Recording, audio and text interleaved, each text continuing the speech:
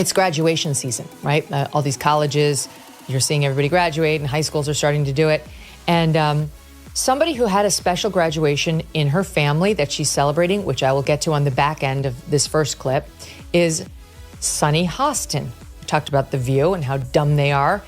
Here's, just in case you forgot, Sunny Hostin's view of America. I worry about my children's future, especially my daughter, who now has less rights than I have. It's stolen land, first of all, okay? California is stolen land. The biggest threat to our country today, says the FBI's director, is white supremacy and domestic. Sunny Hostin thought she could posture forever behind the safety of a panel desk, armed with the smug belief that daytime TV chatter somehow passes as truth-telling. But when Megyn Kelly zeroes in, the act unravels fast. The roast doesn't just mock Hostin's hot takes. It rips open the hollow routine beneath them. Every self-righteous glare, every sanctimonious pause, every moral grandstand becomes set-up material for Kelly's punchlines. And what's left?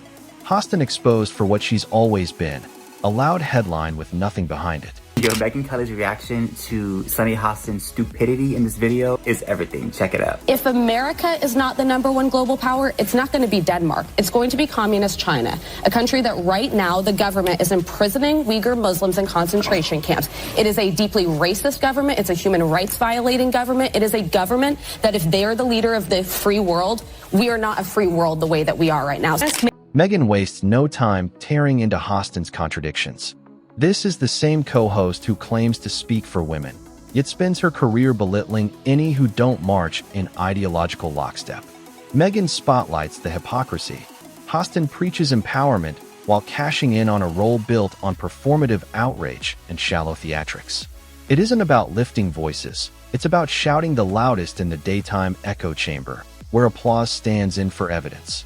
Well, fear not, Sunny, because look at the picture she posted just the other day. Here is her son graduating from Harvard.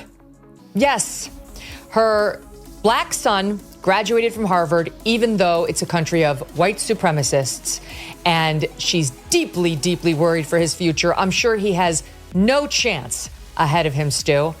The effing nerve. Sunny has a knack for moral grandstanding, and Megyn flips it into a comedy routine. Every time Hostin rolls her eyes like she's uncovered the scandal of the century, Megyn exposes it for what it is, a middle school debate trick dressed up as journalism.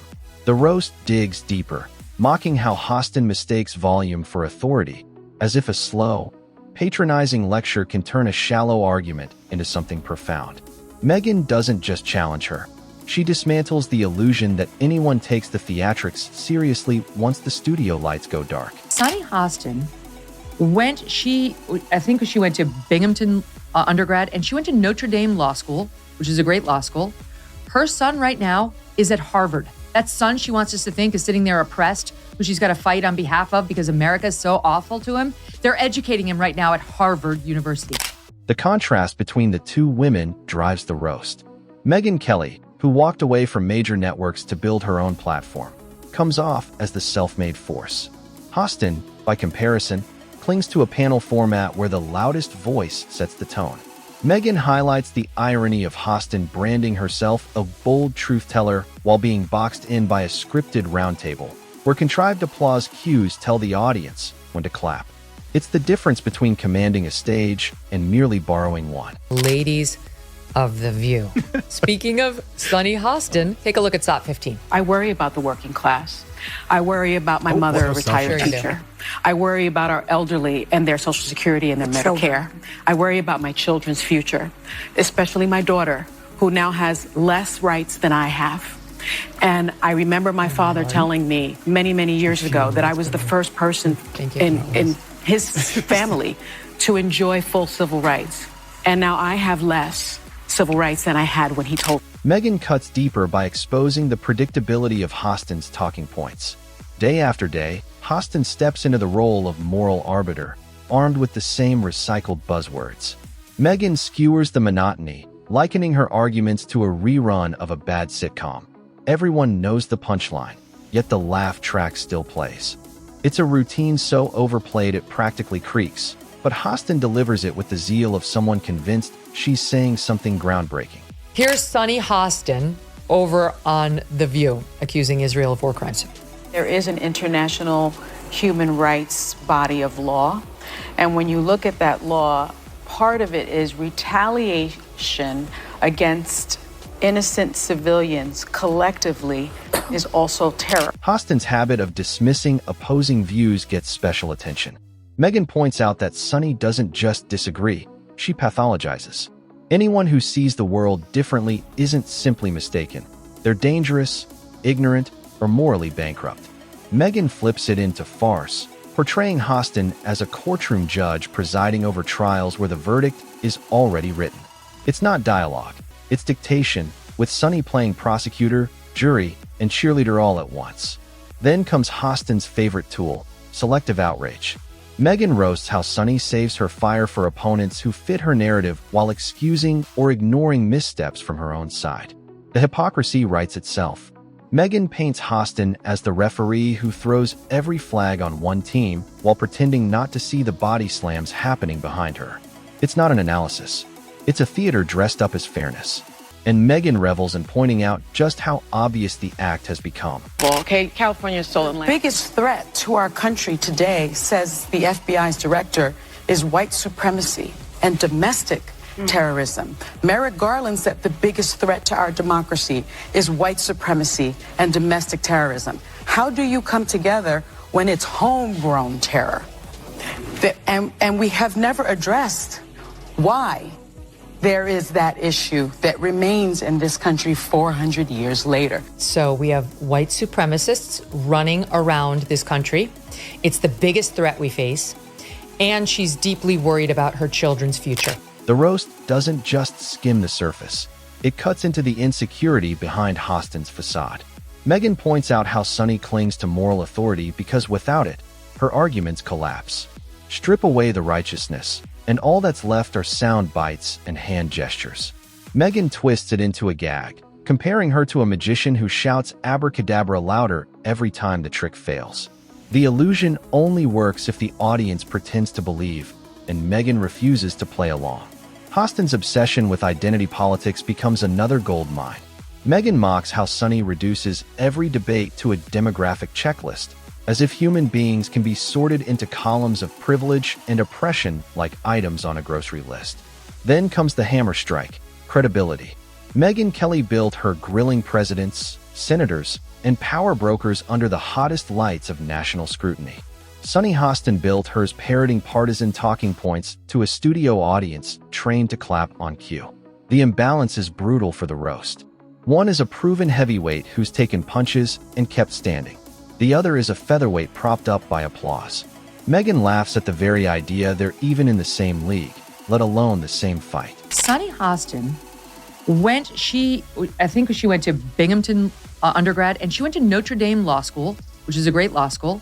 Her son right now is at Harvard. That son she wants us to think is sitting there oppressed, who she's got to fight on behalf of because America is so awful to him. They're educating him right now at Harvard University. And then there's Hostin's habit of twisting facts into emotional sound bites. Megyn paints it perfectly. Sunny with her brows furrowed, finger wagging like a disappointed teacher, but never quite landing on specifics. The details don't matter. What counts is the performance of outrage. Megyn flips it into comedy, mocking how Hostin's arguments sound less like journalism and more like spoken word poetry for the perpetually offended. Entertaining in short bursts, sure, but empty the second you ask for evidence.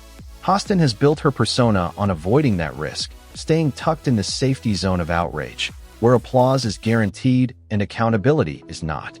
Megyn shreds the formula for what it is, cowardice wrapped in pretense. A career sustained not by challenging assumptions, but by echoing them back to an audience trained to clap on cue. Here's Sunny Hostin over on The View, accusing Israel of war crimes. There is an international human rights body of law.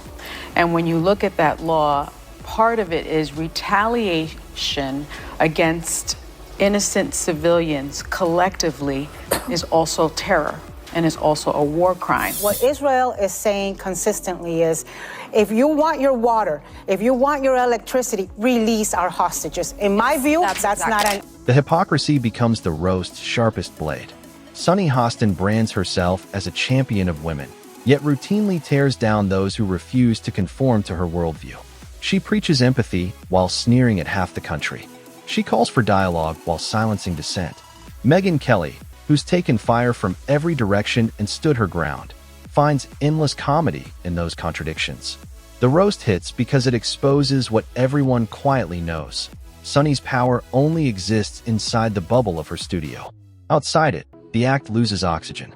Hostin isn't the sharp legal mind or fearless truth-teller she pretends to be. She's a predictable performer stuck in a loop, recycling outrage for applause and mistaking noise for influence. Megyn makes it clear. Hostin's role is less about impact and more about spectacle, less about truth and more about the performance of having it. The legend of Sunny Hostin crumbles under the weight of her own predictability, and Megyn Kelly makes sure the audience watches the collapse in real time. Listen to Sunny Hostin, Sat 9. I do think that there is a thing called pretty privilege. There is a thing called white privilege. There is a thing called tall privilege. And we have to acknowledge that. And unfortunately, there still is that stigma of against the LGBTQ plus community. 70% of the WNBA is black. A third of the players are in the LGBTQ plus community. I think that people have a problem with basketball playing women that are lesbians. Who cares? They are great athletes. What do you mean? They're queer plus trans? They're trans? Actually, they will have trans. They're going to have a washed up 38-year-old NBA player who's 6'8", 250, and he's going to realize I'm averaging 1 point and I actually just got cut from the Knicks, and I'm going to go and I'm going to average a triple-double, 30 points a game, and I'm going to put on a dress and they're going to call me Sally. Megyn doesn't stop after shredding Hostin's theatrics. She goes for the hollowness of the brand itself. Sunny sells herself as the voice of the voiceless. Yet somehow, every issue circles back to her.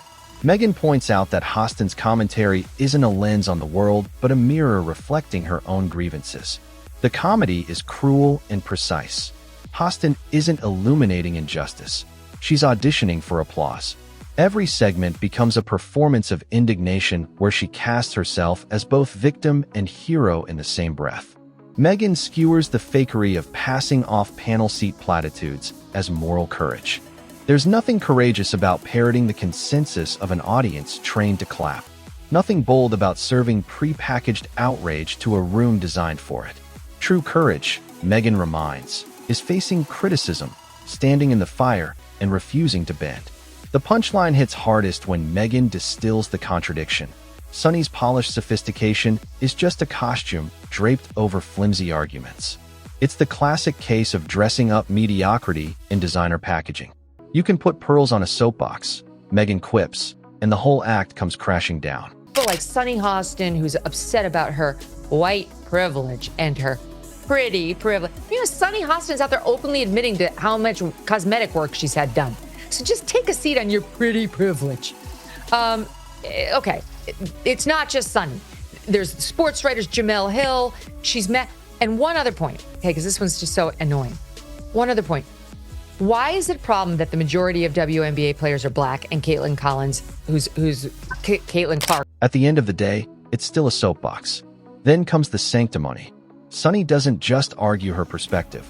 She delivers it as though it's morally, intellectually, even spiritually untouchable. Megyn doesn't just roll her eyes at the arrogance. She slices it wide open. Hostin's superiority complex is her crutch, the prop she leans on when her arguments can't stand on their own. Megyn flips it into comedy gold, painting Sunny as the professor who's never graded a paper yet insists everyone call her doctor, just to inflate her own importance. The Real kill shot lands when Megyn contrasts Hostin's inflated persona with her actual influence. Outside the bubble of daytime TV, no one's quoting her. No one's analyzing her monologues. No one's treating her as a thought leader. She doesn't shape culture. She fills airtime. Megyn drives it home with a brutal metaphor. Hostin is like a movie extra convinced she's the star because she walked through the background of one scene. And then comes the shield she always hides behind: identity. Megyn dismantles it with surgical precision, comparing it to folding every poker hand while insisting you're still the best player at the table. Not because you won, but because of who you are. What I found out was that my mother's family, while they are Puerto Rican, they actually originate from Spain.